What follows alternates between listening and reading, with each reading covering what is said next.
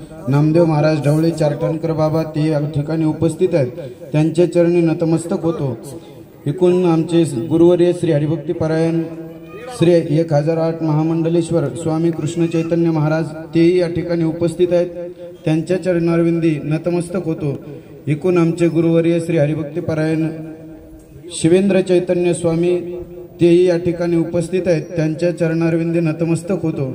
एकूण श्री हरिभक्ती परायण गुरुवर्य कृष्णानंद महाराज ते आंबोडेकर बाबा या ठिकाणी उपस्थित आहेत, त्यांच्या चरणारविंदी नतमस्तक होतो।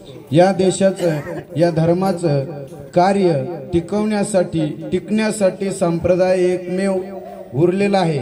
या वारकरी मंचावर जे विचार मांडले तेच विचार लोक घरी घेऊन जातात, म्हणून हे वारकरी संप्रदायाचं एकमेव हे मंच आहे की त्या मंचावर ते विचार ऐकल्या जातात, त्या विचाराचं पालन केलं जातं, म्हणून हा कार्यक्रम आयोजित केला आहे।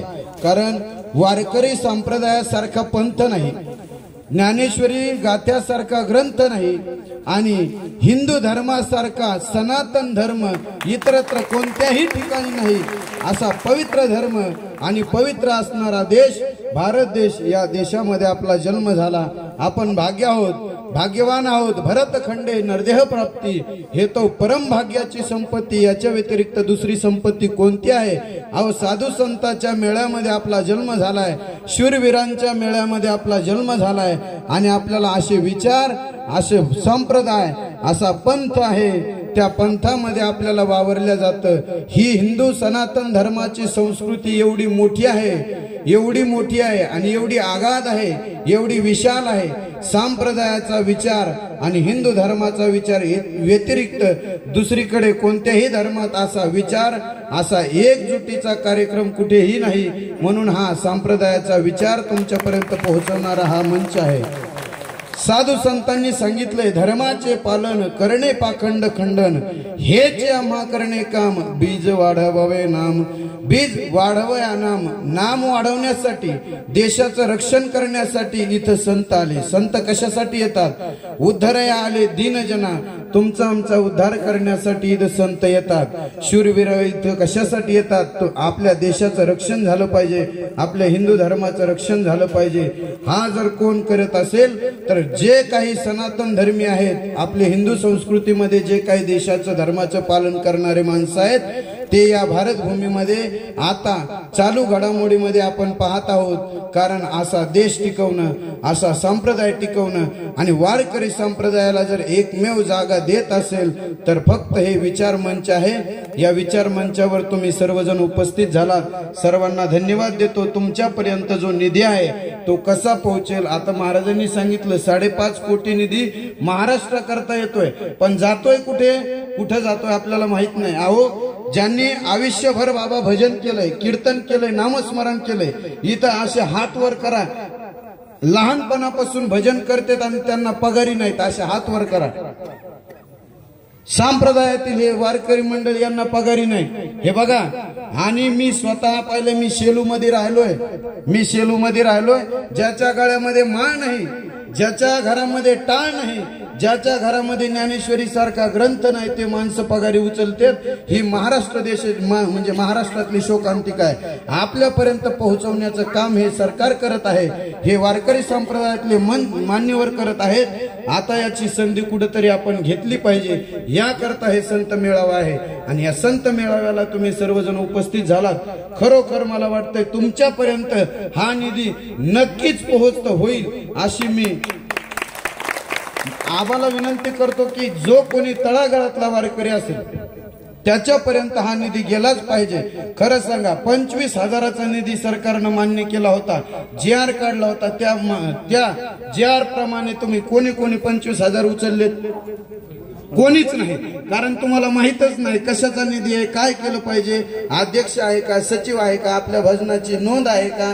अजिबात नाही, नोंद नाही। पण आताच आधार कार्ड घेऊन गोळा करू लागले, अध्यक्ष नाही, भजनी मंडळाला नाव नाही, निधी कसा येईल?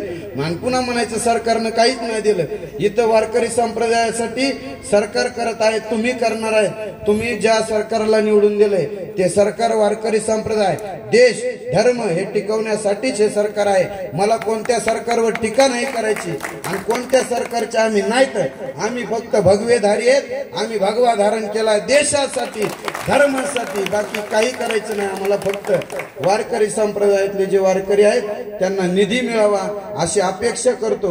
कारण आता तुम्ही भजनी मंडळाला, दादांनी सांगितलं, इथं बोलणारे स्टेज मंत्री जे होते ना, त्यांनी सांगितलं की तुम्ही अध्यक्ष करा. महिला मंडळी, तुम्हाला पण अनेक योजना आहेत, तुमच्यापर्यंत आल्या नाही. गोंधळी हे जे काय वाद्य काम करणारे जे कलावंत आहेत त्या कलावंतापर्यंत सगळे कलावंत इथं उपस्थित आहेत. सगळ्याला हा निधी मिळावा अशी अपेक्षा ठेवून हे कार्यक्रम घेतलेला आहे. या कार्यक्रमामध्ये अनेक जण उपस्थित आहेत. सर्वांना हा निधी प्राप्त होईल अशी ग्वाही देतो. फक्त तुम्ही प्रोसिजर न केलं तर, जसं कोणतंही कार्य करायचं तर प्रोसिजर न करावं लागतं, तसं तुम्ही भजनी मंडळ असो, तुमच्या आराधी गोंधळीचं जे संच असेल त्या संचाला नाव द्या.